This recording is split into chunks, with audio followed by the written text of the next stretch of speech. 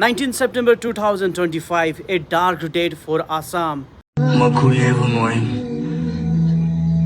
আৰু যদি মই মৰো এদিনলৈ আহিম দে क्योंकि सिंगापुर में हुए अचानक निधन से आज पूरा आसाम गम में डूबा हुआ है, जिसने आसाम की एक चाहता हार्ड रॉक सुपरस्टार को गंवाना पड़ा। आइए जानते हैं इस न्यूज़ वीडियो में।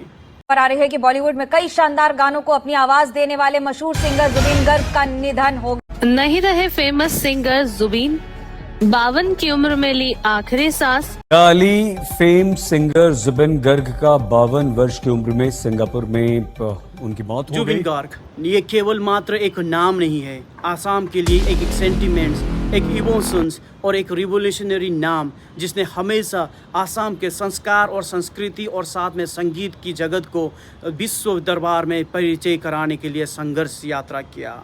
आज उसी व्यक्ति के निधन पर पूरी आसाम बंद और ठप पड़ा हुआ है। अगर बात करें उनके संगीत यात्रा की, तो according to the IMDb he has song more than 40,000 songs और विश्व की जगत में उन्होंने सबसे अधिक भाषा में गीत गाने की रिकॉर्ड भी अपने नाम दर्ज किया है। 40 डिफरेंट रीजनल लैंग्वेज में उन्होंने गीत रिकॉर्ड किया है। ये उनकी अनुभूति को दर्शाता है। जुबिन गर्ग केवल मात्र 52 ईयर्स ओल्ड के थे और उन्होंने बॉलीवुड की दुनिया में संघर्ष करने से अच्छा है कि मैं अपनी मातृभाषा और अपनी मातृभूमि आसाम के संस्कार और संस्कृति को और संगीत को विश्व दरबार में पहचान और परिचय करने के लिए मैं संघर्ष करूंगा, इस तरह से उन्होंने कहा था। और साथ ही उन्होंने बॉलीवुड की दुनिया में क्रिस 3, गैंगस्टर जैसे पॉपुलर और ब्लॉकबस्टर मूवी में अपनी संगीत भी दी थी। हालांकि आसाम के संगीत को विश्व दरबार में परिचय कराने के लिए अपनी पूरी जीवन त्याग दी थी। 19 सितंबर से लेकर आज 20 सितंबर 2025 में आज लाखों युवा जमात हुरु हो गुवाहाटी के हुरु होजा स्टेडियम में उनके पार्थिव शरीर की आने की इंतज़ार कर रही है, जहां भारत सरकार और असम सरकार के तरफ से लगातार प्रयास किया जा रहा है कि उनके पार्थिव शरीर जल्द से जल्द अपने होम टाउन से लिया जाए।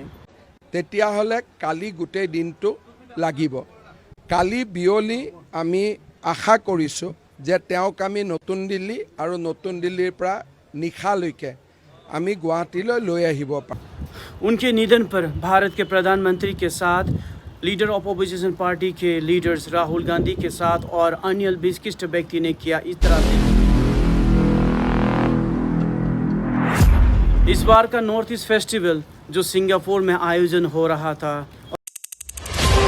ऑर्गेनाइज्ड बाय द श्याम कानू मोहंत, इस म्यूजिक फेस्टिवल में अटेंड करने के लिए ही जुबिन गर्ग अपनी पवित्र भूमि आसाम से गए हुए थे।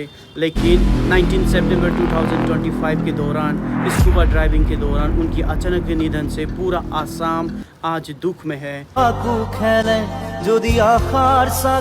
और साथ ही सरकार से उनके अनुयायी की तरफ से ये मांग रखा गया। 13 सितंबर मैं दादाक लग पाइছোঁ, কথা পাতিছোঁ জুবিনদাৰ লগত। এতিয়া কৈছে যে মোৰ ছিংগাপুৰ যাবলৈ মন নাই, কিন্তু এটা কাৰণে যাব লাগিব, নহ'লে এটা ছুইচাইড কৰি দিব, নহ'লে এটাই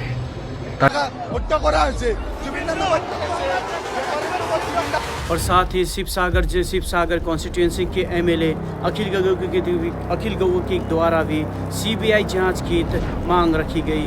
স্কুবা ডাইভিং কৰিবলৈ গৈ কিবা এটা হ'ব এইটো কল্পনা কৰিব। মই এইটো গোটেই ঘটনাটোৰ তদন্ত বিচাৰোঁ, নিচা कोई लाभ নাই। किसी भी मंच में जाते अक्सर लोगों से यही कहता, अगर कल को मेरा मृत्यु हो जाए तो केवल मात्र मुझे इस गाने में यही याद रखना। मैं मरिले एतु गाने बाजिब किन्तु। So this song is so important for you, for me, for everyone.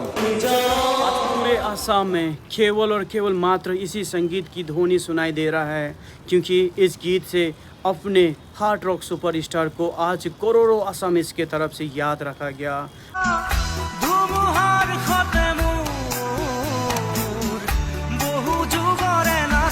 की कथा जो केवल मात्र एक नाम नहीं है, ये आसाम के लिए एक सेंटिमेंट्स है और एक इमोशन और एक रिवोल्यूशनरी नेम, जिसने हमेशा आसाम के संस्कार, संस्कृति और संगीत के जगत को दुनिया में और विश्व के दरबार में परिचय कराने के लिए हमेशा संघर्ष किया। संपूर्ण जेट जी अर्थात जुबिन गार्ग फॉलोवर्स उन्हें श्रद्धांजलि प्रकट करते हैं और साथ ही जुबिन गार्ग हमेशा अमर रहे।